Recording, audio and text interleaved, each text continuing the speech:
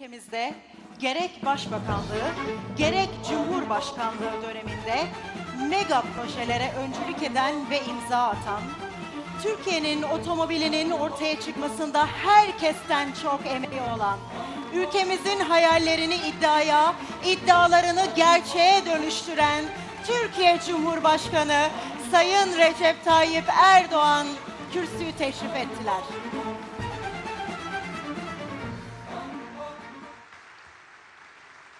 Buyurun.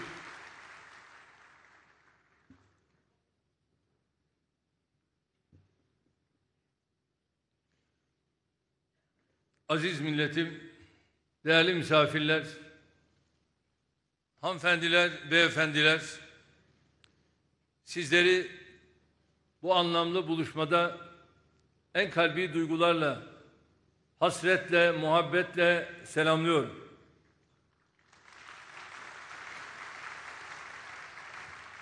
Bugün ülkemiz için tarihi bir güne, Türkiye'nin 60 yıllık rüyasının gerçeğe dönüşmesine hep birlikte şahitlik ediyoruz.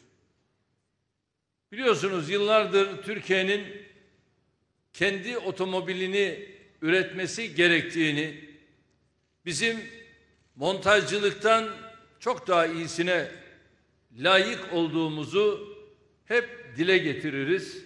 Şahsım da dile getiriyorum.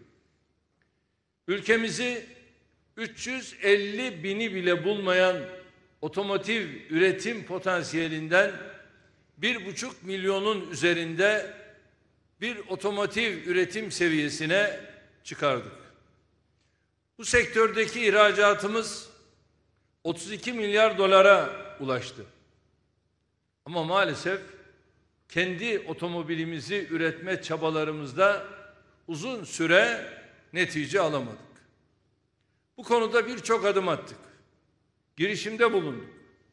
Bizim hayalimiz tüm hakları ülkemize ait olan tasarımcılarımızın ve mühendislerimizin emekleriyle yoğrulan, milli teknolojilerle üretilen, dünyaya adımızı duyuracak bir otomobile sahip olmaktı. Bunun için de bir baba yiğit arıyorduk. Nihayetinde milletimizin bu hayaline gönül veren, elini taşın altına koyan baba yiğitler ortaya çıktı ve Türkiye'nin otomobili girişim grubunu kurdu. Kendilerine şahsım, milletim adına çok çok teşekkür ediyorum.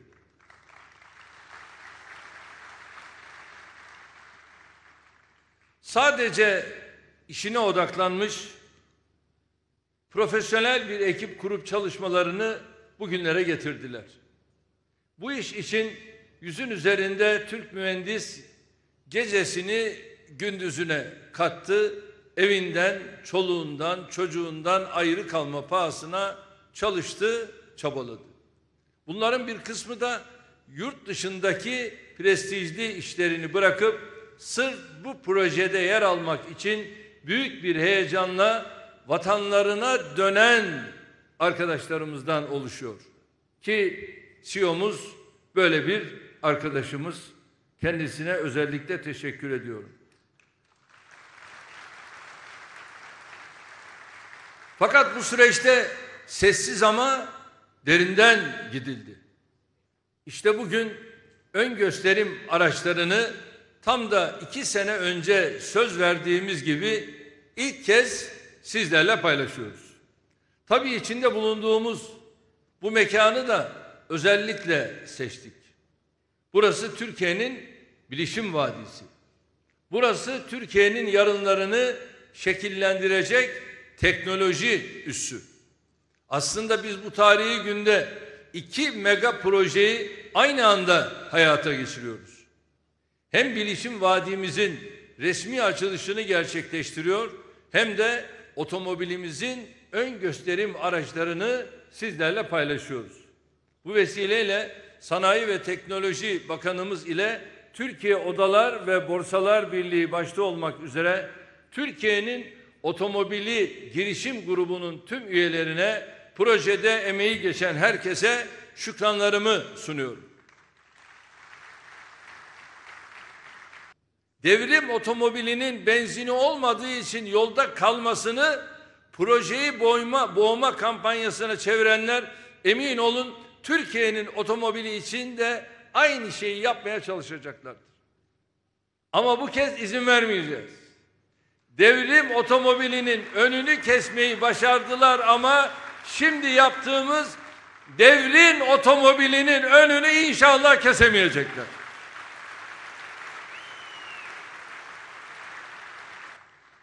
Türkiye artık yeni teknolojilerin sadece pazarı değil, bunları geliştiren, üreten ve tüm dünyaya ihraç eden bir ülke haline gelecektir. Biz bu güce, iradeye, teknik bilgiye, insan gücüne sahibiz. Yeter ki kendimize güvenelim. Yeter ki kendimize inanalım. Yapay zeka her alanda olduğu gibi otomobillerde de giderek öne çıkıyor. Sanayimizi tüm unsurlarıyla bir sonraki çağa şimdiden hazırlamak istiyoruz.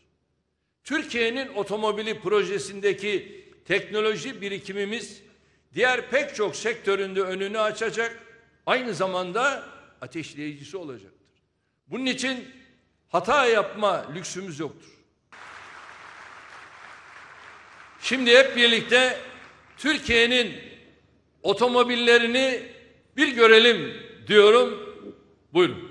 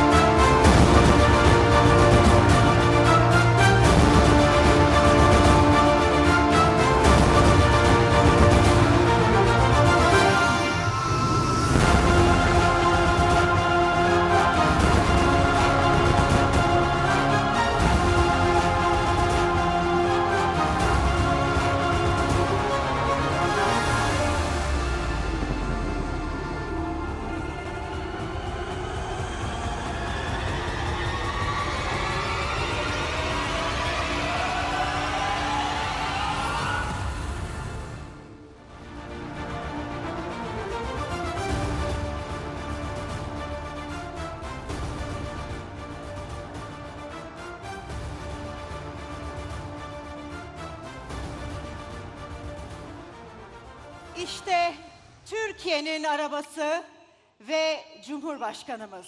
Büyük alkışlarla lütfen.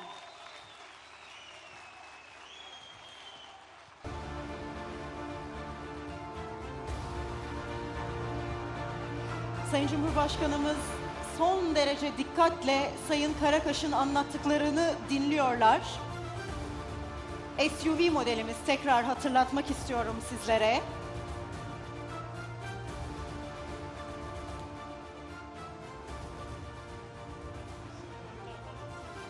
Evet, böyle buyurunuz efendim. Az sonra Sayın Cumhurbaşkanımız ve Sayın Karakaş da bizimle birlikte olduklarında fotoğraf çekimimizi gerçekleştiriyor olacağız. Fakat tabii ki hepimizin heyecanı o kadar büyük ki 60 yıldan beri, hatta belki 100 yıldan beri bunu bekliyoruz. Ve çok uzun zamandan beri de bu anı bekliyoruz. Sizlerle paylaşmayı hayal ediyoruz.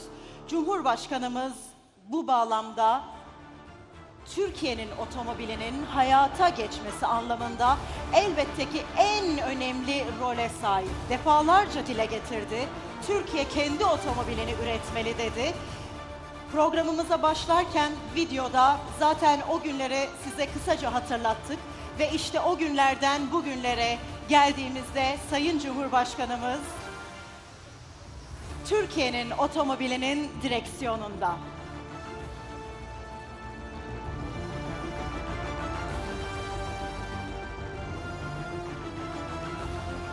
Evet.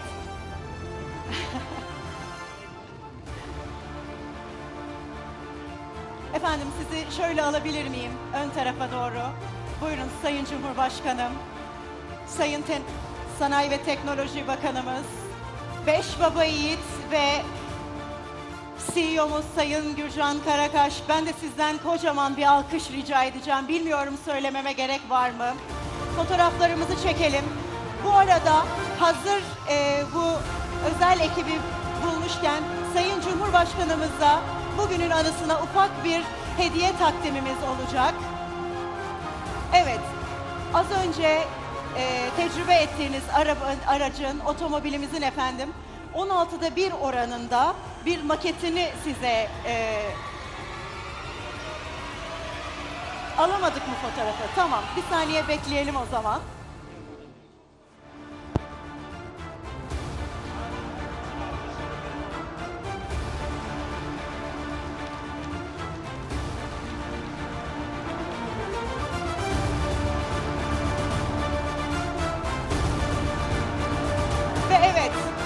Sayın Cumhurbaşkanımıza bu tarihi anın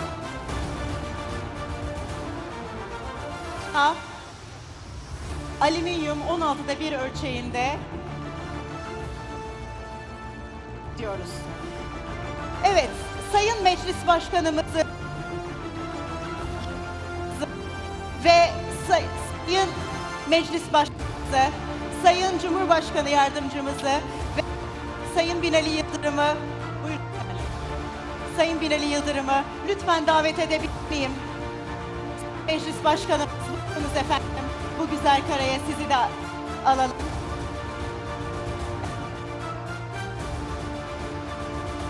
Meclis Başkanımız, Cumhurbaşkanı Yardımcımız Binali Yıldırım da bizlerle beraber.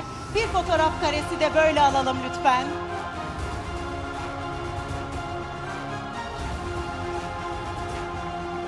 Eşleri de davet edebilir miyiz lütfen?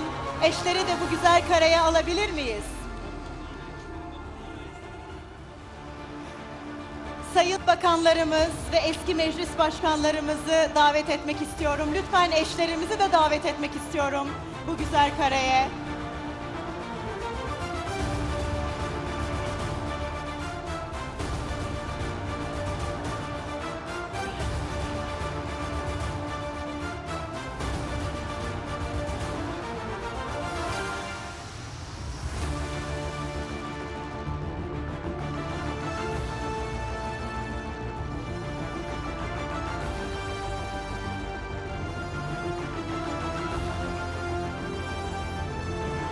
Efendim, meclis bakanlarımızı ve eşlerini Meclis Başkan Vekilimizi Celal Adan Bey'i lütfen, Meclis Başkan Vekilimizi de bekliyoruz.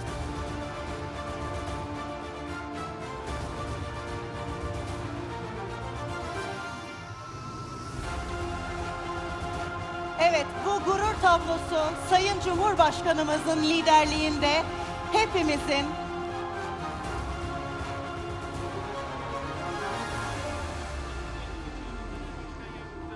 genel başkan yardımcılarımız, vekillerimiz, eşleri lütfen sahnede bizlerle beraber olurlarsa çok seviniriz.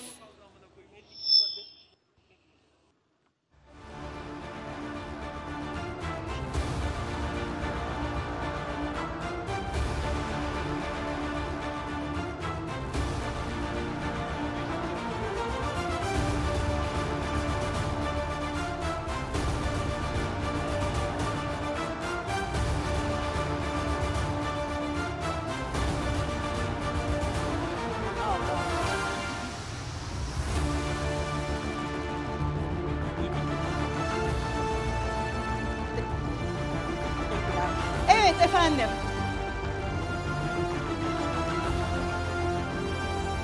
Çok teşekkür ediyoruz bu güzel günde bizlerle beraber olduğunuz için. Güvenlik sebebiyle sahneye gelemiyoruz. Güvenlik sebebiyle arabalarımızın, araçlarımızın yanına yanaşamıyoruz. Lütfen hassasiyet gösterirseniz çok sevinirim. Evet, çok teşekkür ediyoruz. Programımız böylece sona ermiştir. Ancak güvenlik sebebiyle sahneye alamıyoruz sizleri. Ancak çok yakın bir zamanda Türkiye'nin otomobilini zaten birebir görüyor olacağız.